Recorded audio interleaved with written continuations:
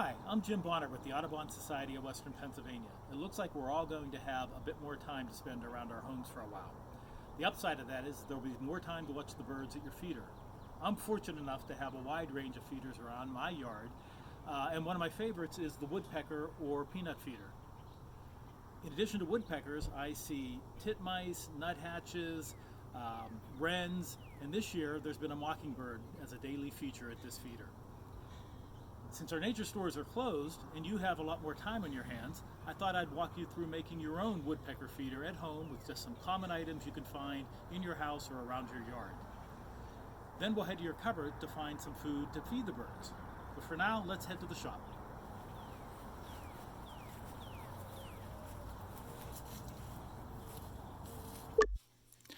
I'm fortunate enough to have a fully outfitted wood shop in my basement, but I think we're going to be able to do this project with only a couple of simple tools, most importantly, a drill.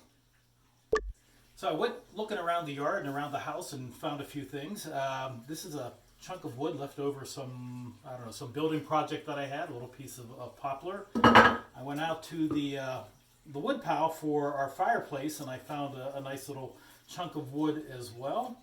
And then way out in the backyard, we had a limb from a curly maple tree that had broken about 1.5 years ago, and I cut off a chunk of that and brought it in. So the first thing you want to do is make sure you put on your safety glasses. We are going to be drilling a little bit. I have a 3/8 inch drill bit here in my cordless power drill, and I am going to drill a series of holes in this wood. They're going to go probably about halfway through. Just space them out. If you want something really neat, you can draw lines and plot them all out the way you want, or you can just do it randomly. I guarantee you the birds will not care either way. Again, I'm going partially through the wood. This wood had both some smooth sides and some sides that were a little bit more rough. I am drilling on the rough side right now. I'm going to do more of that a little bit later. Same thing here. I'm going to go into this with holes.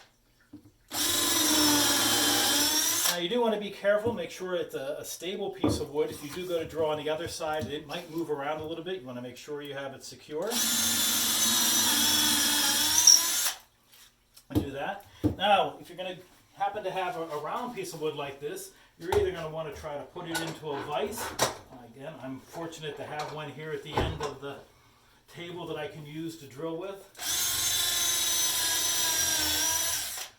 If you don't have a vise, you're going to want to do something else to secure it. If you have someone working with you, they can hold one of the other sides. If you don't have that, another good trick is to just take the piece of wood. I'm going to grab a nail and a hammer from over here and come in and just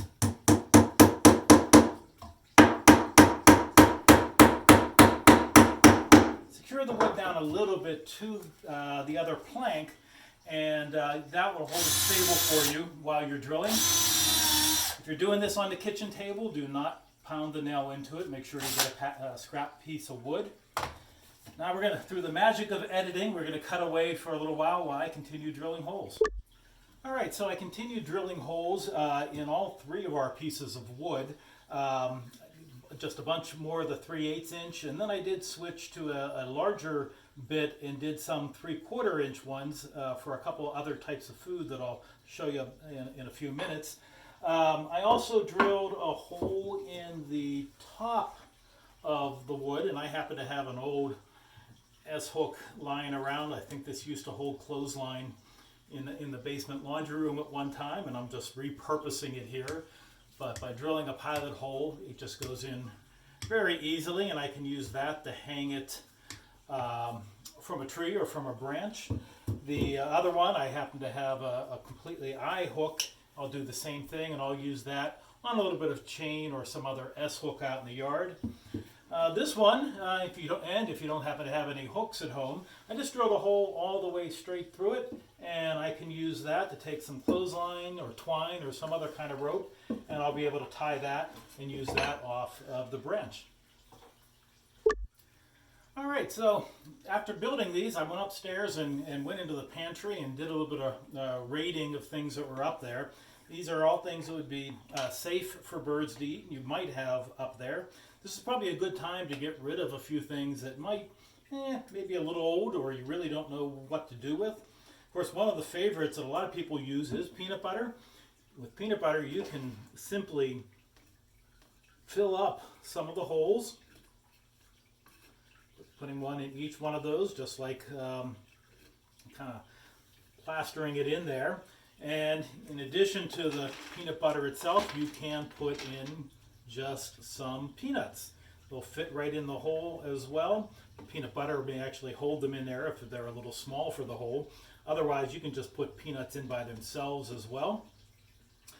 These are dry roasted, unsalted. We don't want to be getting all the birds too high blood pressure. As I mentioned, I used a couple of larger holes as well, and those will be good for whole peanuts. They'll fit in there. Again, if they're loose, they'll fit in just loosely, or if you want, you can put them in with a little bit of peanut butter, and that'll kind of cement them in there as well. Works good on all of these. If you happen to have suet, that'll work as well. You can use lard will work for this. They're all good things the birds use. Depending on the temperature, lard can go rancid as it gets warmer. This time of year you should be okay. Some people also use Crisco. Not a lot of people still have this sitting around. It's just a baking product. It isn't all vegetable shortening things. There's been some question over whether birds benefit from vegetable shortening and as much as they do from the animal-based proteins. Nothing really definitive about it, and certainly no one is saying that you can't or shouldn't use it. You'll find a lot of recipes for suet on the web that involve Crisco or some other type of shortening. Other thing to look for, there's old nuts. I happen to have had a bag of walnuts sitting in the bottom of the freezer for way too long, and we have some other ones that we're using, but they'll fit as well. The birds like a wide variety of nuts, and all you really need to do is kind of wedge those in there, and the birds will kind of land on the bark and go up and peck at it to get it out. I also happen to have some golden raisins. Those work as well. Fit very nicely inside of the hole and fit through there, and you can fit those in. And again, the birds will just cling to the outside of this and pull out whatever they prefer. It sounds like it might be a good at-home citizen science program where you can put different things in there and then let us know which one the birds actually prefer. One other thing I found upstairs was some dried cherries from a baking experiment that didn't go so well, and so I'm going to use a couple of those.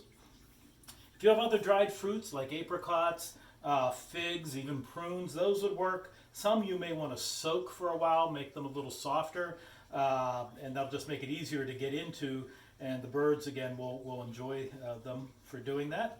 So I'm just going to continue filling up some of these and then go hang one outside.